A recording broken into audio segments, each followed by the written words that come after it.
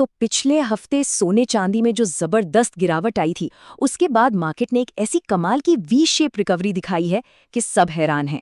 आज हम यही समझने वाले हैं कि आखिर हुआ क्या, इस नाटकीय वापसी के पीछे की वजह क्या है और एक निवेशक के लिए इसके क्या मायने हैं। पिछले हफ्ते का मंजर तो बहुत डरावना था। कुछ लोग तो उसकी तुलना 1983 के क्रैश से करने लगे थे, लेकिन अब वो सब बीती बात लग रही है। बाजार ने एक ऐसी शानदार वापसी की है कि पूरे भारत में निवेशकों ने सचमुच राहत की सांस ली है। ऐसा लग रहा है जैसे कोई बड़ा तूफान आया और बस छू कर निकल गया। और देखिए, ग्लोबल मार्केट में सोने ने एक बार फिर से $5,000 के उस बड़े साइकोलॉजिकल लेवल को तोड़ दिया है।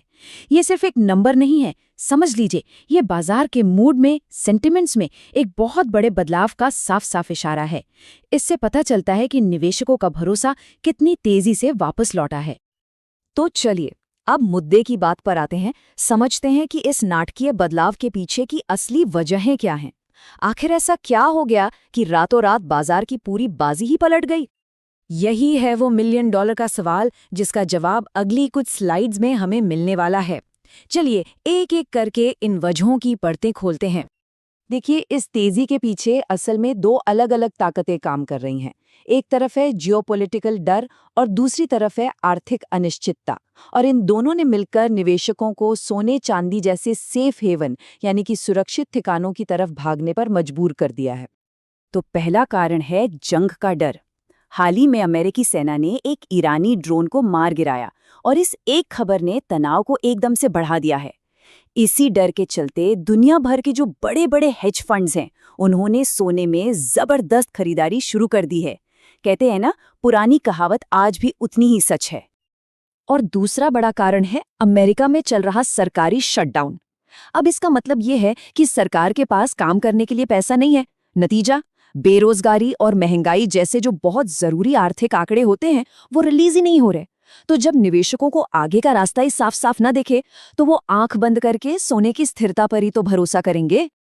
अच्छा, अब देखते हैं कि इन सब ग्लोबल घटनाओं का आज हमारे भारतीय बाजार पर, यहाँ के भावों पर और निवेशकों के रिटर्न पर क्या सीधा असर पड़ा है।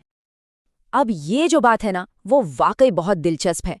आज की रेस में चांदी सोने से कहीं कहीं आगे निकल गई। सोचिए, अगर किसी ने कल सिल्वर ईटीएफ में 1 लाख रुपए लगाए होते, तो आज शाम तक वो लगभग 1,08,000 रुपए बन गए होते। हाँ, ये भी सच है कि ज्यादा रिटर्न का मतलब ज्यादा जोखिम भी होता है। और ये आंकड़े तो चीख चीख कर बता रहे हैं कि चांदी ने सचमुच रिकॉर्ड तोड़ दिए हैं। चेन्नई और बेंगलुरु जैसे शहरों में भाव 3,22,000 के एक नए ऑल टाइम हाई पर पहुंच गया है। भारत के ज्यादातर बड़े शहरों में कीमतें 3 लाख के पार बहुत मजबूती से टिकी हुई हैं। वहीं दूसरी तरफ 24 कैरेट सोने की कीमतें भी चट्टान की तरह मजबूत खड़ी हैं। गोल्ड ईटीएफ में भी आज औसतन 4% की शानदार बढ़त देखी गई। ये बात एक बार फिर साबित करती है कि सोना भले ही चांदी जितनी तेजी से ना भागे, पर यह एक स्थिर और भरोसेमंद निवेश हमेशा रहता है। अब आते हैं आज की सबसे जरूरी खबर पर। बजट में एक ऐसा नया नियम आ गया है जो लंबी अवधि के लिए कीमती धातुओं के निवेश का पूरा खेल ही बदल सकता है। अच्छा, आगे बढ़ने से पहले 1 मिनट में समझ लेते हैं कि ये एसजीबी आखिर है क्या। आसान भाषा में कहें तो ये सरकार का जारी किया हुआ एक डिजिटल गोल्ड बॉन्ड है। मतलब सोना खरीदते तो हैं, पर उसे घर पर रखने के बजाय सरकार के पास सुरक्षित रखते हैं। तो यहाँ है वो बड़ा बदलाव। देखिए, पहले क्या होता था कि अगर किसी ने एसजीबी को मैच्योरिटी तक रखा तो उसे कोई टैक्स नहीं देना पड़ता था।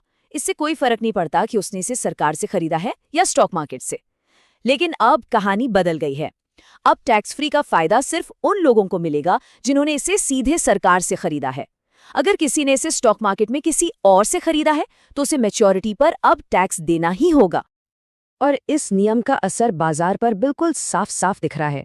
जैसे ही टैक्स की घोषणा हुई, निवेशकों ने एसजीबी बेचना शुरू कर दिया और वो सारा पैसा सीधा गोल्ड और सिल्वर ईटीएफ्स में लगा दिया। और शायद यही वजह है कि आज निप्पॉन गोल्ड ईटीएफ और एचडीएफसी सिल्वर ईटीएफ में 5 से 13% तक की जबरदस्त तेजी देखने को मिली। तो चलिए अब थोड़ा भविष्य की ओर देखते हैं, समझते हैं कि बाजार के विशेषज्ञ क्या अनुमान लगा रहे हैं और आने वाले दिनों में हमें किन बातों पर खास नजर रखनी चाहिए। ज्यादातर एक्सपर्ट्स का यही मानना है कि ये तेजी अभी खत्म नहीं हुई है। आज ग्लोबल मार्केट में जो उछाल आया है ना, उसका असर कल सुबह भारतीय ETF बाजार पर दिखने की पूरी उम्मीद है, जिसे गैप अप ओपनिंग कहते हैं। यानी माना जा रहा है कि 2026 की ये जो बुल रन है वो अभी भी जिंदा है। लेकिन एक चेतावनी भी है। अभी रिजर्व बैंक ऑफ इंडिया की बैठक चल रही है और उसका फैसला शुक्रवार को आएगा। अगर आरबीआई ने रुपये को मजबूत करने के लिए कोई बड़ा कदम उठा लिया तो डॉलर के मुकाबले सोने की रफ्तार पर कुछ समय के लिए ब्रेक लग सकता है। तो ये था आज का पूरा विश्लेषण। लेकिन जाते जाते एक सवाल मन में जरूर उठता है, क्या सरकार का एसजीपी पर ये जो नया टैक्स नियम है वो उन निवेशकों के लिए वाकई में उचित है जो सेकेंडरी मार्केट से निवेश करते हैं? इस पर सोचिएगा जरूर।